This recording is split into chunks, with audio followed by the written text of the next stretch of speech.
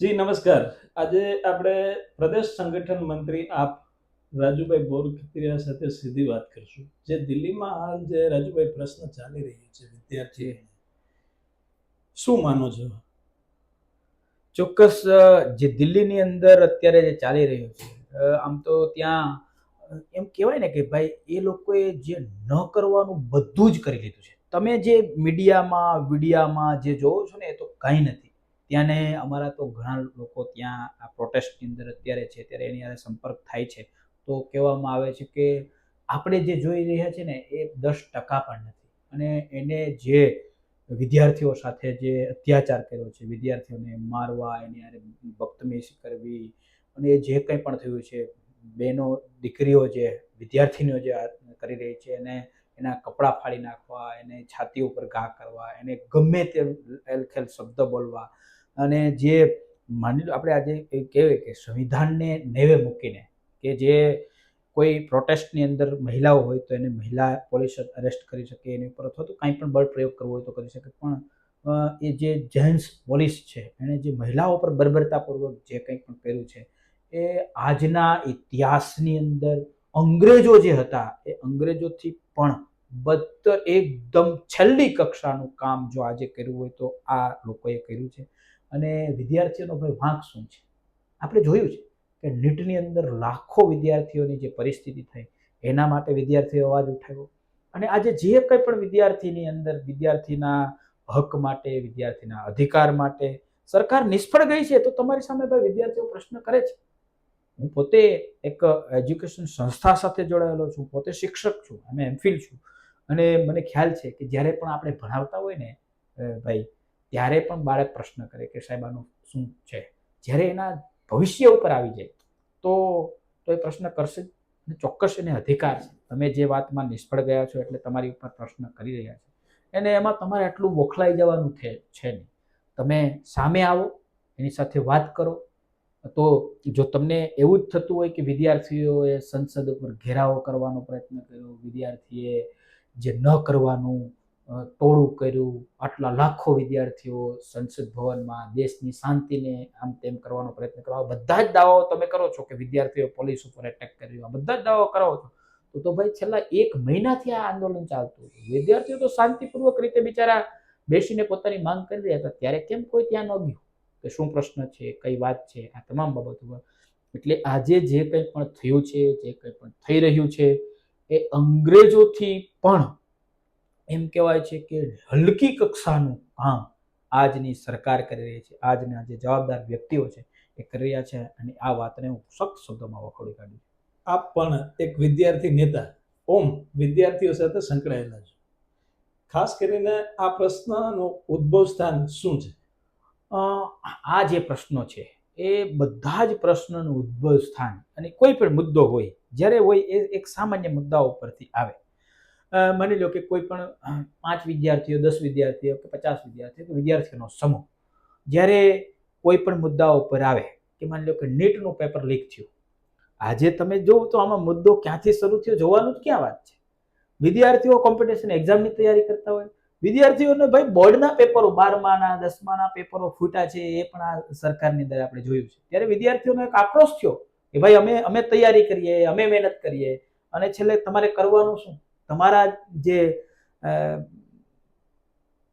ગદ્દારો છે, તમારા જે દલાલો છે, તમારા જે આ શિક્ષણની અંદરથી જેને પૈસા કમાવા છે, જેને પેપર ફોડીને કરોડો રૂપિયા જેની પાસેથી લઈ લેવા છે, એને તમે પેપર આપી દો છો, પેપર ફોડી નાખો છો. અમે રાત દિવસ ઉજાગરા કરીએ છીએ. અમારા મામા ફઈના દીકરા દીકરીઓના લગ્ન હોય તો અમે જતા નથી. અમે અમારી પરીક્ષાને મહત્વ આપીએ છીએ, અમે અમારા ભણવાને મહત્વ આપીએ છીએ.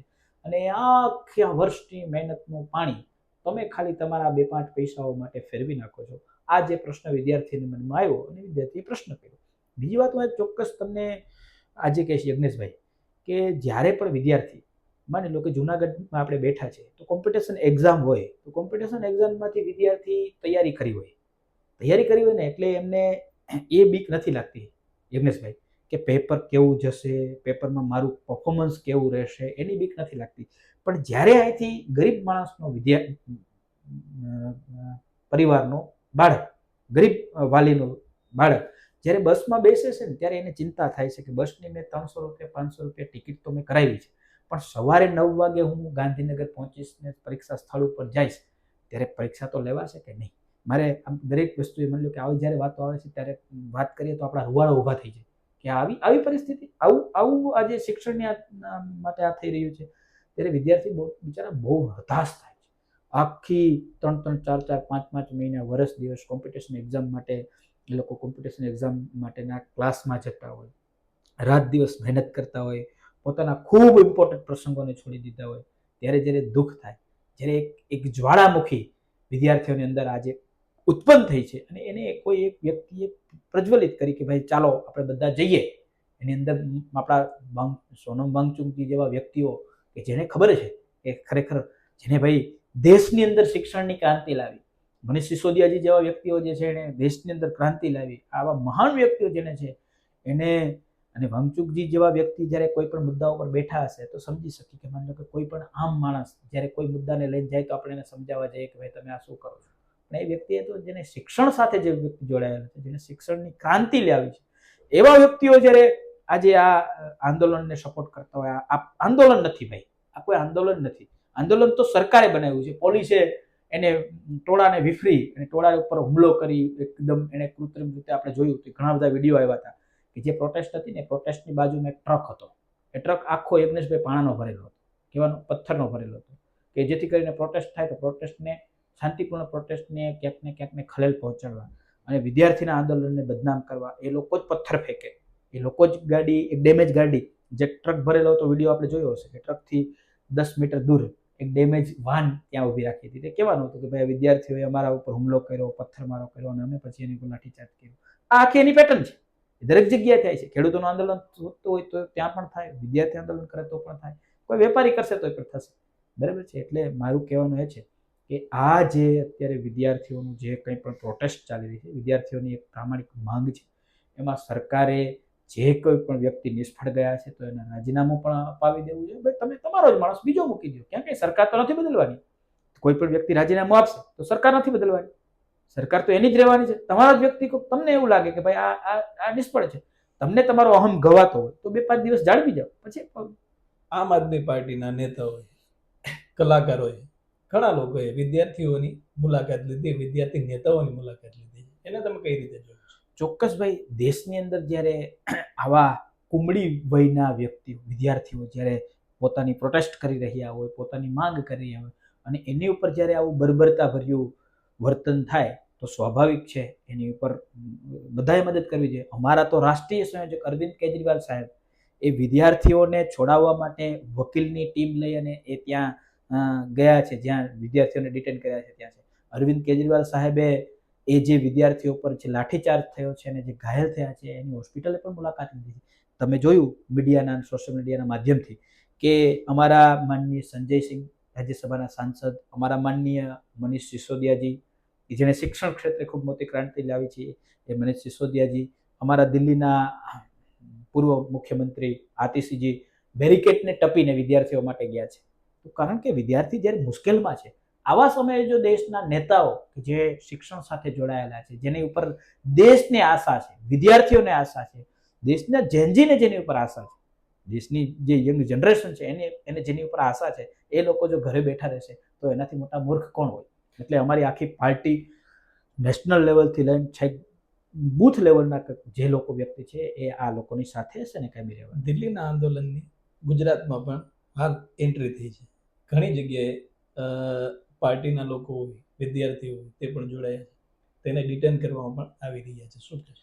ચોક્કસ આ એક પેટર્ન છે કે લોકો જે અવાજ ઉઠાવે, ભાઈ અત્યારે તાનાશાહીના શાસનની અંદર ભાજપે તો માજા મૂકી છે, એવા સમયે અવાજ ઉઠાવે એને પકડો, જેલમાં નાખો, ડિટેન કરો, બીવડાવો, કાલે સવારે આવવાનું છે. આ જ કારણ છે. જે દિલ્હીની અંદર આંદોલન ચાલી રહ્યું છે એ આંદોલન, આ જે પ્રોટેસ્ટ છે એ પ્રોટેસ્ટને કોઈએ એમ કહેવામાં નથી આવ્યું કે ભાઈ તમે ગુજરાતની અંદર તમે ચાલુ કરો. જે લોકોએ જોયું કે ભાઈ વિદ્યાર્થીઓ ઉપર, વિદ્યાર્થીની બહેનો ઉપર, દીકરીઓ ઉપર, કે 22 વર્ષની હોય, 18 વર્ષની હોય, 17 વર્ષની દીકરી હોય, કોઈ 15 વર્ષની દીકરી હોય, એની ઉપર લાઠીચાર્જ થયો, એના કપડાં ફાડી નાખવામાં આવ્યા. અને એ જે ઘટના જોઈ આજે ગુજરાતનું જમીર જાગી ગયું. ગુજરાતનું ગોપાલભાઈ કહે છે ને, ગુજરાતના જે વિદ્યાર્થીઓ અને ગુજરાતના લોકોનો આત્મા જાગ્યો, અને આત્મા જાગ્યો એટલા માટે લોકો આજે મેદાને આવ્યા છે. ને ગુજરાતની અંદર આ તો હજી શરૂઆત છે. દરેક જગ્યાએ આવી રીતના પ્રોટેસ્ટ થશે. જેમ દિલ્હીની અંદર જે પ્રોટેસ્ટ ચાલી રહી છે, વિદ્યાર્થીઓનું જે આંદોલન ચાલુ રહ્યું છે, આ આંદોલન ગુજરાતની અંદર પણ થશે. આમ આદમી પાર્ટીના એક વ્યક્તિ કાલે જ જુનાગઢની અંદર આ આખા પ્રોટેસ્ટને સમર્થન કરવા માટે જિલ્લા પંચાયતની આગળ વિદ્યાર્થીઓ બેઠા હતા. તો હું ખુદ ત્યાં મુલાકાતે ગયો હતો. તેમની સાથે કલાક બેઠો, વાત કરી, ચર્ચા કરી, મીડિયાને મેં મારી પોતાની રજૂઆત કરી, મારા સોશિયલ મીડિયાથી પણ મેં મારી વાત જનતાની સામે મૂકી. અને ચોક્કસ યજ્ઞેશભાઈ, પૂરા વિશ્વાસ સાથે, પૂરી કોન્ફિડન્સ સાથે કહું છું કે જ્યાં પણ વિદ્યાર્થી રોડ ઉપર બેસશે, સંસદ ભવન પર બેસશે, વિધાનસભા ઉપર બેસશે કે ક્યાંય પણ જશે, વિદ્યાર્થીની સાથે આમ આદમી પાર્ટી છે. દરેક અમારા કાર્યકર્તા પણ આમ આદમી પાર્ટીની છે, અને અમારા શીર્ષ નેતૃત્વ માનનીય અરવિંદ કેજરીવાલ સાહેબ સુધીનું અમારું આખું નેતૃત્વ આમ આદમી પાર્ટી વિદ્યાર્થી. આ આંદોલનને આપણે આગળ કઈ રીતે જોવો છે? ચોક્કસ આ આંદોલન તો એક એમ કહેવાય કે હકની ચિનગારી છે. વિદ્યાર્થીઓ ઉપર જે કંઈ પણ થયું છે, વિદ્યાર્થીને એવું લાગી રહ્યું છે કે હવે હદ થઈ છે. એક તમે સ્પ્રિંગ જોઈ હશે કે સ્પ્રિંગને તમે જે દબાવતા જાઓ એટલે દબાણી, ખૂબ દબાણી, અને હવે એક સ્પ્રિંગ ઉછળી છે. એટલે વિદ્યાર્થીઓ હવે જાગૃત થયા છે. વિદ્યાર્થીઓ હવે એ મૂડમાં છે કે નહીં, કંઈક ફેરફાર કરવો છે. એમાં ચોક્કસ આપણે જોયું કે ખેડૂતોનું આંદોલનમાં સરકાર ઝૂકી હતી, અને સરકારે એમની જે માંગણીઓ હતી સ્વીકારી હતી. આજે વિદ્યાર્થીઓ પણ પોતાનો હક માગી રહ્યા છે, પોતાની માંગણીઓ માગી રહ્યા છે, અને એ માંગણીને ચોક્કસ સરકારને સ્વીકારવી જ પડશે, અને આનું રિઝલ્ટ પોઝિટિવ જ આવશે. આ કોઈ આ આંદોલનને કોઈ દબાવી શકવાની કોઈ સરકારની તાકાત નથી. તો આ હતા સંગઠન મંત્રી રાજુભાઈ બોરખતરિયા, આમ આદમી પાર્ટી. ખાસ કરીને જોવા જઈએ તો જે અત્યારે હાલ દિલ્હીનું જે આંદોલન અત્યારે પૂરજોશમાં ચાલી રહ્યું છે, તેને લઈ અને આપણે તેમની પાસેથી જે પ્રતિક્રિયા તે લીધી છે. જી.